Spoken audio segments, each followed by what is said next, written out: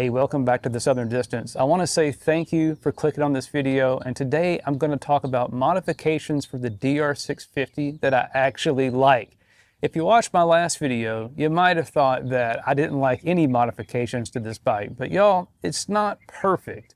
It does need a few things, and I'm going to go over 5 or 6 of my favorite modifications that I consider essential, and I'll tell you a little bit about why I like each one of them and what they cost. And at the end of the video, I'll tell you about what's coming up next for this bike. So let's go. So I'm going to start off the modification rundown with a cheapie, and that is the chain rollers on the DR650. You have 2 chain rollers on this bike, and just about everybody knows that the top chain roller has a tendency to snap off and take out a chunk of your frame with it, and that's not great. So the easy thing to do is to replace the top chain roller with a button head bolt and a little bit of silicone, and that's almost free. You can buy a fancy one or a Pro Cycle one if you want, or you can go down to your hardware store and find what you need for a couple of bucks. The benefit of this is pretty simple. You don't run the risk of tearing out a chunk of your frame, which would be a huge pain. You need it rewelded or God only knows what. And the button head bolt with the silicone prevents water from leaking back in here and rusting the frame out, which is also not good. But what about the lower chain roller? Well, the lower chain roller from the factory is kind of a piece of crap. It doesn't even have a bearing. It's just a bushing that wears out. And mine at about 5,000 miles had developed some play. And it wasn't a big deal functionally, but it caused the bike to have a lot of I don't know how to put it, like a little bit of an odd chain resonance. Is that the best way to describe it? You only noticed it when you were holding like a particular speed on a highway. But I replaced it with the Moose Racing chain roller, 24 bucks or so, and the bike has felt a lot better since I did that. It only took about 10 minutes to do with the right tools, and you might want to check it out. I love it. All right, the second modification that I absolutely love for this bike has to be the handlebars. Man, it makes such a big difference standing up and riding off-road. And I just didn't like the way the OEM bars looked, so I've got these ODI bars and Warp 9 risers from Pro Cycle. I absolutely love them. I can't say enough good things about them, but what I can say is there's 2 downsides to this modification. They're impermanent, but they are downsides nonetheless. The first one is the cost. I mean, it's not the cheapest mod in the world for what it is. The second downside to it is the installation. It's kind of a pain in the butt. In particular, rerouting the throttle cables in a way that doesn't cause an issue when you turn the handlebars. I couldn't leave the cables in the OEM position, so I had to find a new way to routing them.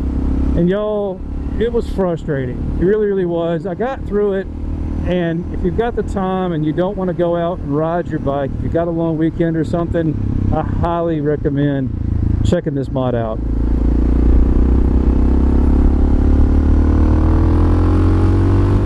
All right, the third modification for the DR650 that I absolutely love is cheap mirrors. Something had to be cheap right after the handlebars. These things were like $32, $34 on Amazon. They're obviously some no-name Chinese crap, but y'all, they work really, really well. They go on in just a few minutes with a couple of hand tools and some Loctite, and I put about 1,000 miles on them, and I've been absolutely tickled with them. I thought they'd be kind of crap for $34, but they're not. They're surprisingly good. Now that I say that, I want to fuss over them. But anyway, they're really good mirrors. I don't have a lot of issues with them coming out of place. I just said moved this earlier. And if you like the OEM mirrors, that's great, but I really like these aftermarket ones, even though I do prefer the way the OEM mirrors look. Go figure. So the fourth modification for the DR650 that I really, really love has to be the fuel filter replacement. And I know that's a strange thing to say, that I love a fuel filter replacement, but y'all, I'm all about not breaking down. I'm always looking for things to fail, and the OEM fuel filter is tiny. It's tiny, and you can't visually inspect it without you know, popping some stuff off. So like most of y'all out there will do, I swapped out the factory fuel filter with a high flow piece from ProCycle. Now they have a couple that you can choose from, and I chose a straight fuel filter the first time I did it, but I think I'm going to swap it out with a right angle unit because it should let the fuel line flow from the petcock to the carb in a more straightforward and elegant way.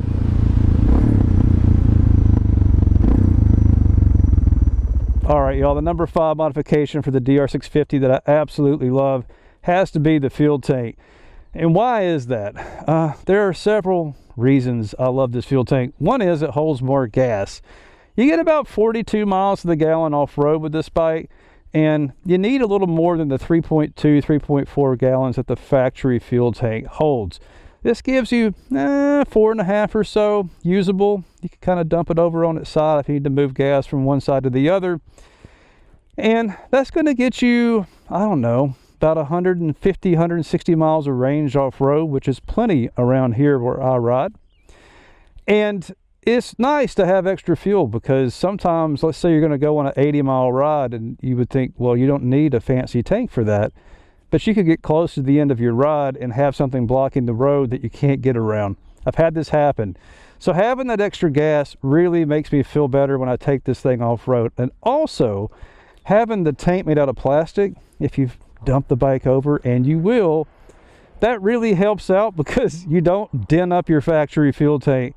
Those things, they look terrible when they're all banged up, and these look kind of cool scratched up, so I dig it. So I've made a lot of modifications to this bike, but those are my 5 favorites or 5 essential go-to mods for the old Bush Pig.